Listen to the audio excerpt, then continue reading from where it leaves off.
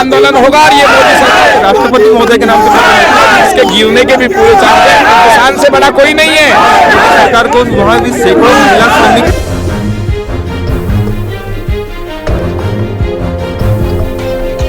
नमस्कार, national India news देख रहे हैं आप। मैं इस वक्त बुराड़ी के निरंतर मैदान में मौजूद हूँ। लगातार जिस तरीके से किसान प्रदर्शन जो है अब उग्र होता जा रहा है, लगातार 3 दिन से जो है विरोध प्रदर्शन कर रहे हैं। हालांकि सिंधु बॉर्डर को लेकर जो वहाँ पर किसान प्रदर्शन कर रहे थे, वहाँ पर पुलिस की जो मतलब पानी के बौछार चलाए गए, उसके बाद जो है आंसू गैस के गोले दागे गए, वाटर कैनन चलाया गया। इस किसान विरोध प्रदर्शन कर रहे हैं, ये कहीं ना कहीं मौजूदा सरकार पर बहुत बड़ा सवालिया निशान खड़ा हो रहा है। हाल है, गन्ना किसान को उनकी पेमेंट नहीं हो पाती है और आज इतने बड़े घरानों को, अगर कॉर्पोरेट घरानों को आप इसमें लगा दोगे फार्मिंग करने में, तो इस देश का किसान कहाँ जाएगा।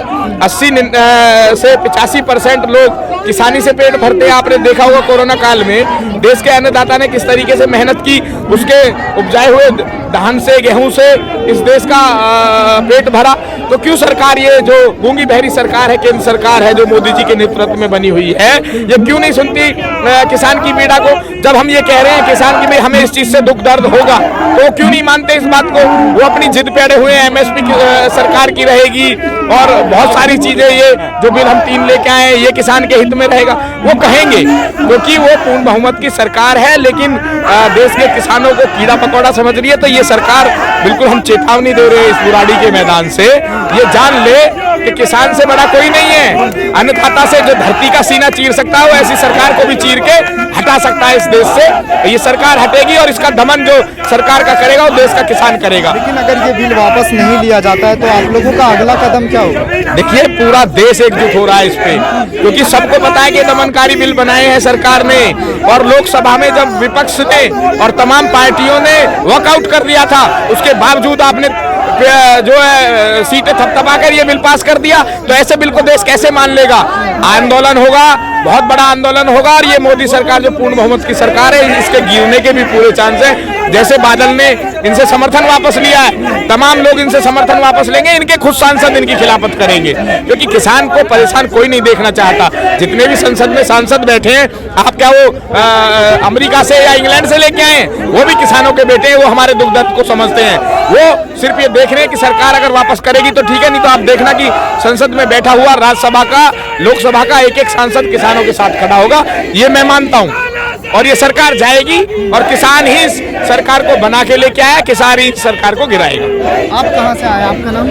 मेरा नाम दीपक प्रधान है और हम दादरी ग्रेटर नोएडा से आए हैं। किसान एकता संघ के पदाधिकारी है और हमारा पश्चिमी उत्तर प्रदेश में हमारा किसान एकता संघ बहुत अच्छे से किसानों की आवाज़ को उठाता है। और आज हमारे यहाँ पर हमें यह आना पड़ा क्योंकि जो पंजाब के किसान हैं उन पर पुलिस ने इतना अत्याचार किया है, उनको पानी की बौछार हो रही है, इतनी ठंड में किसानों को मारा जाता है। जो हमारे किसान का अन्नदाता है, जो ये लोग जो AC में बैठे, घरों में बैठे, इनका पेट भरते हैं हमारे किसान, और उनको इतनी बुरी तरह से मारा पीटा जा रहा है। तो हम इसलिए आए, उनको समर्थन करने आए हैं। और जब तक उनको समर्थन, जब तक उनको न्याय नहीं मिलता पंजाब के किसानों को, हम किसान यहीं रहेंगे, उनके लिए तन मन से पूरे साथ रहेंगे। जिस तरीके से पुलिस प्रशासन का जो किसान पर रवैया उसको लेकर देखिए, ये जो भी किसान, जो ये पुलिस वाले हैं, जो आर्मी वाले, सब किसान के बेटे हैं। लेकिन क्या है, शासन प्रशासन पे सब करवाता है और उनके इशारे पर पुलिस चलती है। और आपने सुना होगा, जब मोदी डरता है पुलिस को आगे करता है, जब मोदी डरता है पुलिस को आगे करता है। ये पुलिस का वो है रवैया। बहुत शुक्रिया हमसे बातचीत करने। किसान आंदोलन के समर्थन में जो है बाहर से आए हुए हैं, उनसे भी बात करेंगे। सर, आपका नाम? सर, मेरा नाम दुर्गेश खोसे है। किस लिए आना पड़ा किसान आंदोलन के समर्थन में? सर, किसान आंदोलन के समर्थन में इसलिए हमको आना पड़ा क्योंकि हम भी किसान के बेटे हैं। जब ये उद्योग स्थापित हुआ था, हम एक मिल के श्रमिक है।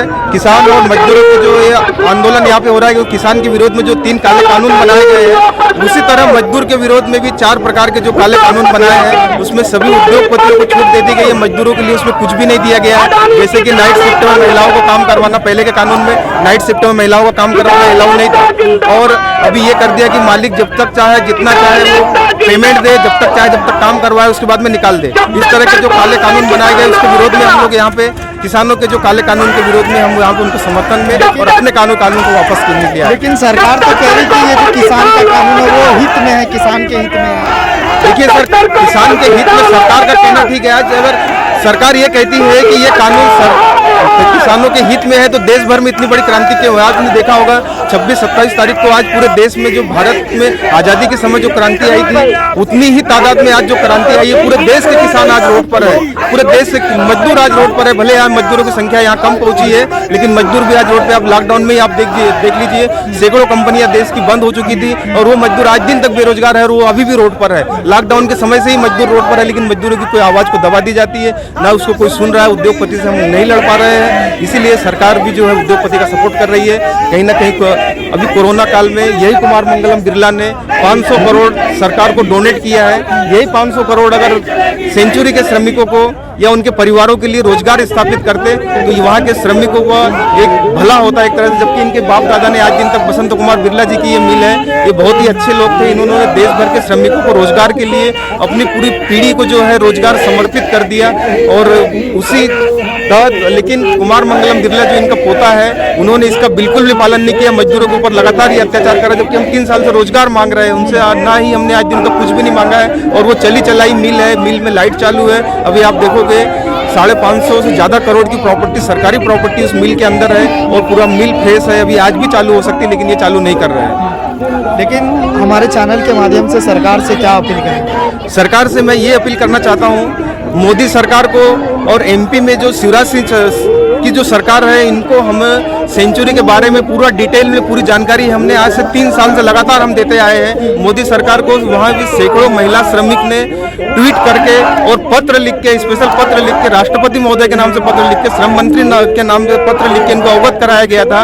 ये इन लोगों ने कहीं ना कहीं ये आश्वासन दिया कि हम आपकी समस्या को हल करेंगे, लेकिन आश्वासन हमें देते हैं और कुमार मंगलम बिरला के साथ में यारी निभाते हैं और मजदूरों के साथ में जो है किस तरह से जो अत्याचार ये लोग कर रहे हैं। बहुत शुक्रिया हमसे बातचीत करने के लिए। अपने सहयोगी परितोष के साथ बुराड़ी से नेशनल इंडिया न्यूज के लिए सद्दाम करीमी की रिपोर्ट। चैनल को सब्सक्राइब नहीं किया है तो प्लीज सब्सक्राइब कीजिए और ताज़ा अपडेट पाने के लिए बेल आइकन को दबाना